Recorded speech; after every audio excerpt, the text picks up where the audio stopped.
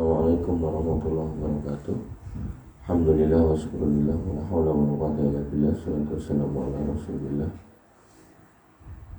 wa ala alihi wa sahbihi wa mawala wa nafitina azalillah wa iyyakum. Alhamdulillah, bersyukur kehadirat Allah subhanahu wa ta'ala yang masih memberikan nikmat kepada kita sehingga kita bisa bertemu lagi pada forum kita, yaitu kajian ba'da subuh. Khalifidin azanillahu wa iyyakum. Kita sedang membahas kitab perbedaan pria dan wanita dalam masalah haji. Maka kemarin kita sudah bahas ada 2 poin terkait dengan perbedaan haji dan umrah pada wanita. Kita buka lagi sedikit untuk diulas sedikit. Yang pertama yaitu persyaratan adanya mahram, yaitu wanita itu kalau mau haji atau umrah harus bawa mahram. Kemudian yang kedua, izin suami jika dia punya suami dalam konteks menunaikan ibadah haji yang sunnah.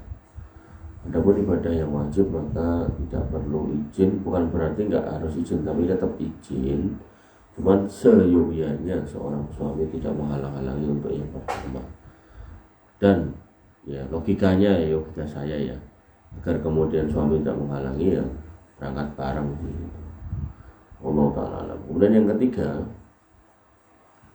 kita masuk di poin yang ketiga, yaitu tidak berada dalam masa iddah talak atau wafat. Jadi masa iddah itu adalah masa di mana seorang wanita menunggu pasca cerai, baik cerai mati ataupun cerai hidup. Sebenarnya kalau dalam Islam sih tinggal mati suami itu maknanya bukan cerai sih ya. Cerai itu adalah ucapan yang diucapkan seorang laki-laki kepada seorang wanita untuk berpisah. Tapi karena di kita urufnya itu tinggal mati juga cerai, ya sudah.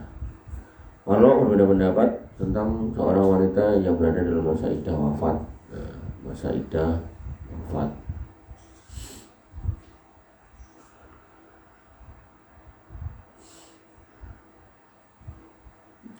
tidak boleh pergi menunaikan haji. Ini adalah pendapat keempat Imam Madhab. Dan pendapat yang rajih adalah bahwa wanita yang berada dalam masa iddah akibat talak ba'in juga tidak boleh menunaikan ibadah haji. Dan ini adalah pendapat jumhur ulama, diantaranya adalah Imam Abu Hanifah, Malik dan Asy-Syafi'i. Dalilnya untuk talak untuk iddah wafat adalah walladzina yatawaffawna minkum wa yadharuna azwajan yatarabbasna bi anfusihinna arba'ata ashhurin wa ashra. Dan orang-orang yang meninggal dunia di antara kalian, orang yatawaffawna minkum di antara kalian, wa yadharuna azwajan yatarabbasna, dan meninggalkan istri-istri yang anfusihinna yatarabbasna, hendaknya mereka menangguhkan diri atau beriddah, yang anfusihinna menangguhkan dirinya arba'ata ashhurin wa ashra, 4 bulan 10 hari. Jadi orang yang ditinggal mati suaminya itu masa iddahnya 4 bulan 10 hari. Ayat ini menunjukkan bahwa wanita yang mengalami masa iddah karena suaminya wafat, ia nggak boleh keluar haji atau untuk yang lainnya selama masa iddah belum sempurna. Bahkan kalau si suami itu punya pensiunan, artinya misal dia pegawai negeri atau BUMN yang kalau meninggal dapat pensiunan, maka si istri ini jika nggak keluar rumah, nggak menimbulkan masalah, maka ya sebaiknya nggak usah keluar rumah selama 4 bulan 10 hari. Tapi kalau menimbulkan masalah, misalnya yang pernah saya ceritakan, kalau suaminya meninggal ternyata tulang punggungnya istrinya, kalau istrinya nggak keluar rumah, dia nggak dapat duit gitu kan, ya mau nggak mau. Ketika saya katakan yang kedua ini istrinya tulang punggung, bukan berarti itu membenarkan seorang laki-laki yang menyuruh istrinya kerja, ya bukan. Tapi maksud saya adalah ada satu kondisi di mana seorang wanita itu kerja, ya. Tapi itu bukan berarti kondisi yang bisa dibenarkan itu loh. Al-Qurtubi rahimahullah mengatakan Tarabus artinya tidak tergesa-gesa dan bersabar untuk melakukan pernikahan serta tidak keluar dari tempat tinggalnya selama menikah dengan suaminya. Tidak boleh kemana-mana. Adapun untuk iddah talak, kalau tadi iddah karena meninggal, ini iddah karena talak, ya ayyuhalladzina amanu idza talaqtumun nisa fatalliquhunna li'iddatihinna wa ahsul iddah. Hai Nabi, apabila kamu menceraikan istrimu, hendaklah kamu ceraikan mereka pada waktu mereka dapat menghadapi iddahnya yang wajar. Wattaqullaha rabbakum la tukhrijuhunna min buyutihinna wala yakhrujna. Dan hitunglah waktu iddah itu serta bertakwalah kepada Allah Subhanahu wa taala wa ahsul iddah. Dan janganlah kamu keluarkan mereka dari rumah dan janganlah mereka diizinkan keluar. Jadi kalau memang talak 1 atau 2 itu masih bisa rujuk, maka seorang wanita nggak boleh keluar rumah. Ayat ini menunjukkan haramnya mengeluarkan atau keluarnya seorang wanita yang mengalami iddah dari rumahnya tempat tinggal. Maka pengharaman untuk melakukan perjalanan haji tentu lebih banyak, maka lebih nggak boleh. Dan terkait makna ayat ini, Al-Qurtubi mengatakan maknanya sang suami tidak boleh mengeluarkannya dari rumah pernikahannya selama ia berada dalam masa iddah, dan sang suami juga tidak boleh keluar karena masih adanya hak yang sang suami, kecuali untuk suatu hal yang jelas kedaruratannya. Jika ia keluar, maka ia berdosa, namun masa iddah tidak akan putus. Jadi seorang wanita yang mungkin untuk dalam talak itu mungkin untuk balik lagi, maka nggak boleh minggat dari rumahnya. Tapi sekarang yang kita lihat ya wanita kalau marah pergi dari rumah. Ini sebuah kesalahan yang fatal. Kesimpulannya bahwa seorang pria berbeda dengan wanita. Seorang pria dapat keluar menunaikan haji kapan aja karena ia tidak memiliki kewajiban masa iddah. Jika ia menceraikan istrinya atau istrinya meninggal dunia, ada apapun seorang wanita, ia harus melewati masa iddah akibat perceraian atau meninggalnya sang suami, dan ini menjadi penghalang baginya untuk pergi menunaikan ibadah haji. Kita masuk di pembahasan kedua, yaitu tentang larangan-larangan ihram. Yang pertama, larangannya adalah larangan menggunakan pakaian berjahit. Memakai pakaian berjahit bagi wanita yang ihram, bagi pria yang ihram itu tidak diperbolehkan. Seorang pria tidak boleh mengenakan pakaian berjahit selama masa ihramnya.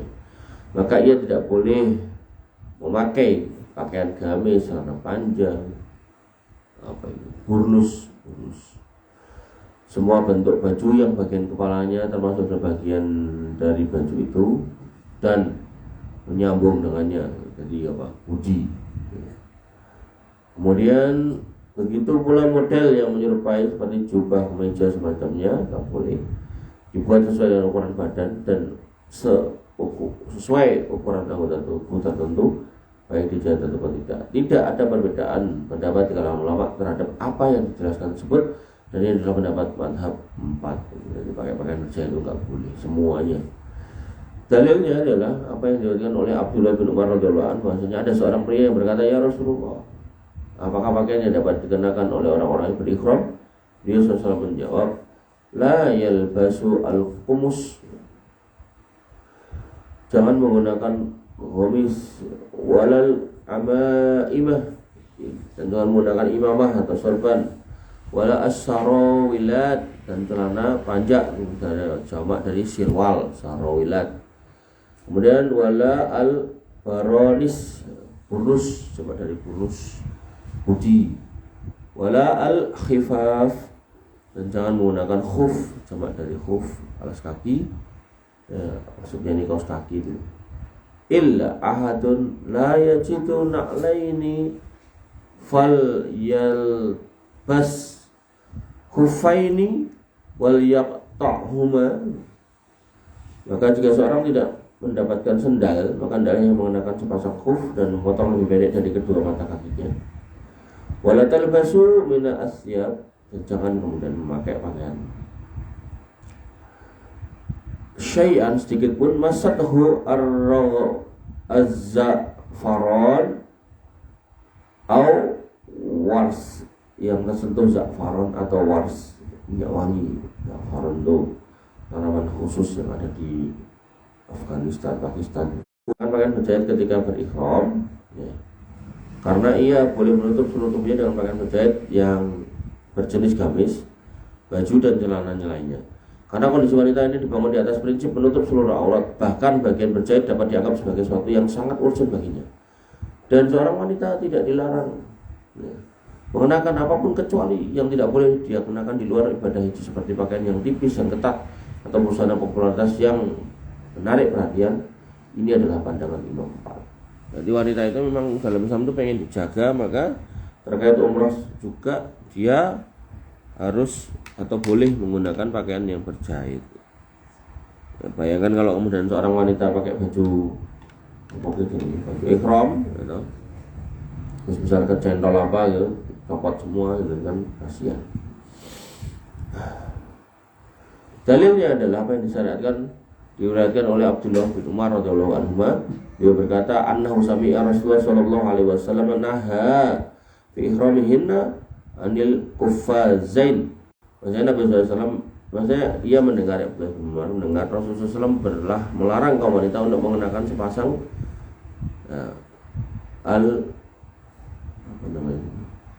al-quffazain, yaitu sarung tangan, nggak boleh, suruh lepas. Kemudian an-niqab, suruh lepas juga penutup wajah, jadi nggak boleh cadaran ya, lepas di umroh. Wa ma massa al-wars, dan apa yang kemudian dipakai yang berkenaan dengan wewangian, maksudnya wangi-wangi. Wa za'faran min asyab, pada pakaian. Wal tasbas wal talbas ba'da dzalika ma ahabbat min alwani asyab mu'asfaran au khazan au khuliyan au sarawila au komisan au khufan. Ya, yang nggak boleh pakai sarung tangan sama niqab, serta pakaian yang terkena wangian nggak boleh, dan za'faran. Dan setelah itu hendaklah silakan pakai pakaian yang dicelup, maksudnya diwarnai, pakai sutra yang polos boleh, atau celana panjang, atau gamis, atau alas kaki. Ya. Nah, di sini menunjukkan bahwa seorang wanita yang berihram menutup seluruh tubuhnya dengan jenis pakaian apapun, ya, yang boleh ia kenakan sebelum berihram, baik itu berjahit atau dipintal atau yang selainnya. Kemudian dua riwayat yang menyebutkan bahwa seorang wanita bertanya kepada Aisyah radhiyallahu anha, apa yang dikenakan oleh wanita yang berihram dalam ihramnya? Beliau menjawab, ia boleh memakai sutra, ya, bahkan sutra saja boleh dipakai. Kemudian kain yang kotor, kain